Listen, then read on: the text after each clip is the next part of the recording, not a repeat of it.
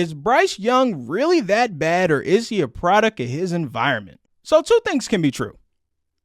First, the Panthers are clearly a dysfunctional organization. Since David Tepper bought the franchise in 2018, they have had 6 different head coaches if you include the interims. For reference, that is twice as many head coaches as the Pittsburgh Steelers have had since black people have been allowed to vote. They've had 9 different starting quarterbacks since 2018. Since 2018, they have traded away their no doubt 2 best offensive players not named Cam Newton, Christian McCaffrey, DJ Moore, the second of which to get Bryce Young, and he would have been incredibly helpful in developing your young quarterback. Ask Justin Fields how helpful DJ Moore is right now. The second part is Bryce Young has his deficiencies. A lot of the things I liked about Bryce Young coming out have just flatly disappeared when he got to the league. Part of that is the development. Another part of that is some of those things didn't translate to the NFL the same way we thought it would. He was a lot more mobile in college. The escapability was a lot higher. It's very similar to the Baker Mayfield situation where it's, oh, you're college mobile. You're not NFL mobile. The arm strength looked a lot better in college. Not saying he's Patrick Mahomes, but he had a lot going on in college, right? Has not looked that way in the league. They don't take many deep shots in that offense.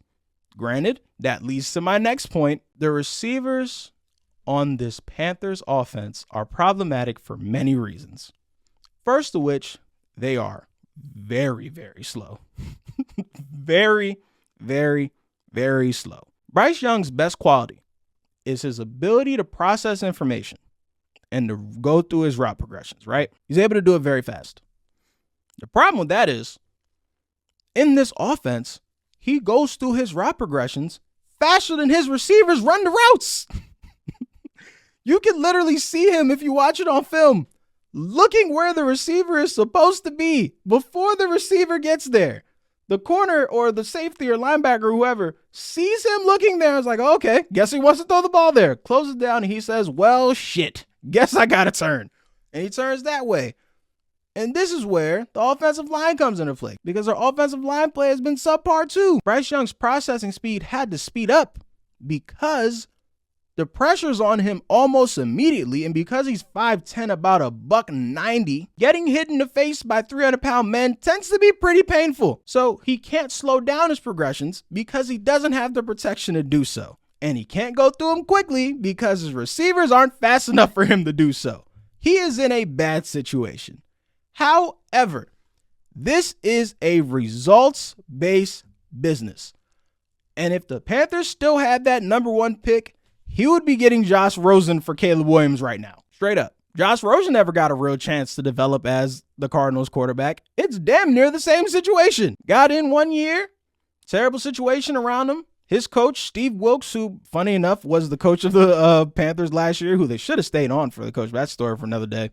His coach, Steve Wilkes, got fired after a year. They fired him, brought in Cliff Kingsbury, had the number 1 pick, drafted Kyler Murray. We have never heard from Josh Rosen again. And again, if the Panthers had that 1 pick, that would be happening to Bryce Young. We can discuss whether that's fair or not. That is a different conversation, but that is what would happen. So to answer your question directly, it is, I'll try to do a 100% split.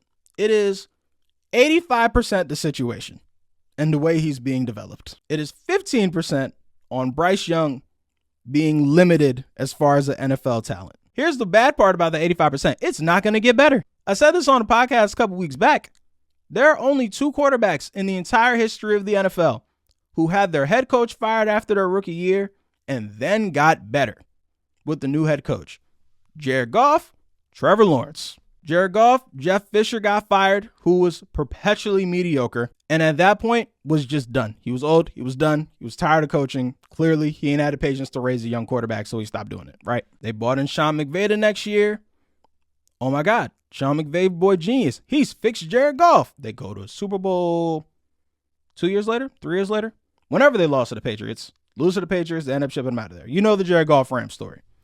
Trevor Lawrence had Urban Meyer, who I know Frank Reich didn't last as long as him, but I was there for the Urban Meyer thing. Urban Meyer was the worst NFL coach in the history of NFL coaches.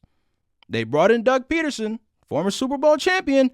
Oh my God, Trevor Lawrence does look like a generational quarterback prospect. Who would have known? Some people will argue example 3 is Peyton Manning, but 1, his head coach didn't get fired after his rookie year. And also, this is just in general, and I got to move on because I'm way too long-winded on this. I would like for all of us to stop using Peyton Manning's development as an example for rookie quarterbacks. I just want us all to stop. I know he led the league in picks as a rookie. I'm fully aware. We all know. Peyton Manning was the golden boy, golden child quarterback from the second he looked at a football.